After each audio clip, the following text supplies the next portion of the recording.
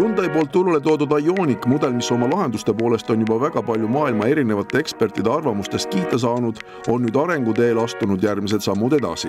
Meil on praegu juba müügis hübriidid ja elektrimudelid.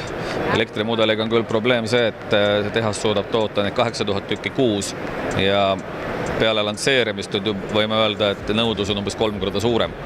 Et paraku on mingi saba tekkinud, aga me olime ettenägelikult ja varusime Soome ja Baltikumi jaoks suhteliselt julge limiidi, et meie tarneajad püsivad ikkagi mõistlikuna.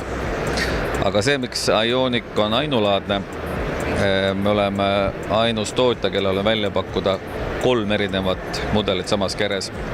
Et nüüd on meil väljas ka pistikhübriid ja üks meie konkurent, kes on ka tuntud hübriidi alal, tõi ka oma uue pistikhübriidi välja. Mul on rõõm tõdeda, et Hyundai on tast natuke juba mööda läinud. Et selle auto strateegilised näitajad on, et puhtalt elektrijõul suudab ta sõita 63 kilomeetrit. Kütuse kulu vanaaegses keeles on 1,1 liitrit 100 kilomeetri peale, ehk see on siis alla 30 grammi CO2. Et nende numbritega on ta täna raudselt maailma kõige parem pistikhübriid. Tal on näiteks väiksed erinevused ka ajamis, et see bensiinimootor on sama 105 hobujõudu, aga võrreldes tavahübriidiga on pistikhübriidil üksjagu võimsam elektrimootor, et selle võimsus on tõusnud 43-61 hobujõule. Ja Hyundai on ainus, kes suudab pakkuda hübriidautot topeltsiduriga ehk DCT käigukastiga. Et see väldib variaatorkasti puudust, mis on selline, rahvakeel öeldakse kummi venitamine, et vajutad pedaali, aga midagi ei toimu. Et see sõidab nagu normaalne reibas auto ja see sõidutunne on oluliselt mugavam. Et parim tagasiside, mis me oleme saanud praegu nii hübriid kui elektrijooniku proovisõitjatelt, et see sõidab nagu tavaline auto. Et tegelikult on see väga positiivne, et sa ei pea ootama, vajutad pedaali ja 5 sekundi pärast midagi toimub. See auto sõidab, ta on lihtsasti kasutatav. Seal on olemas kõik elektroonilised abimehed, näiteks kas või aktiivne kiirushoidik, avariipidurdus, kõik on baasvarustuses. Kuidas tarbijat aidata? Millise alternatiivse energiaallika vahel valida?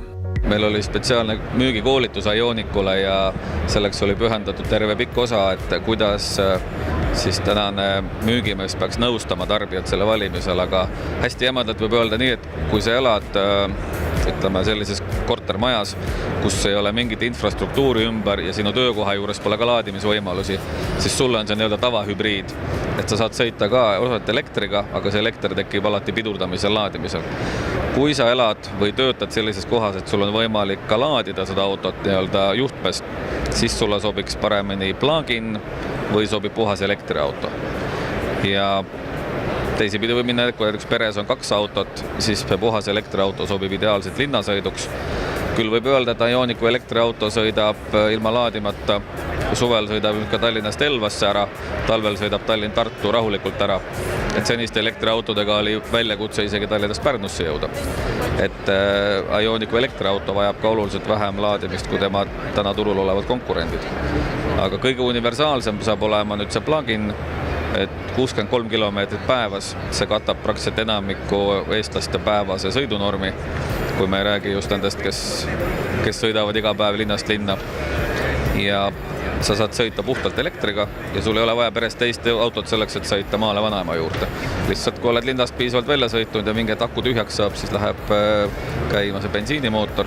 See on ka Atkinsoni tsükliga üliökonoomne bensiinimootor, mis kulutab ja saastab vähem kui tavaliselt. Eks iga uus tehnika tekitab natukene ebakindlust, aga võtame sama Ioniqu, siis tal on täisgarantii 5 aastat ja hübriid või elektriajame garantii on 8 aastat. Et see näitab, et Hyundai ise ka usub sellesse, et see tehnika, see on lihtne töökindel ja vastupidav. Muuseas on Hyundai selle auto baasil katsetamas ka isesõitva auto prototüüpi. Ilmselt on siin ainukene soovitus lihtsalt teha see esimene samm selliste autode tundma õppimisel ning usun, et kahetsema ei pea.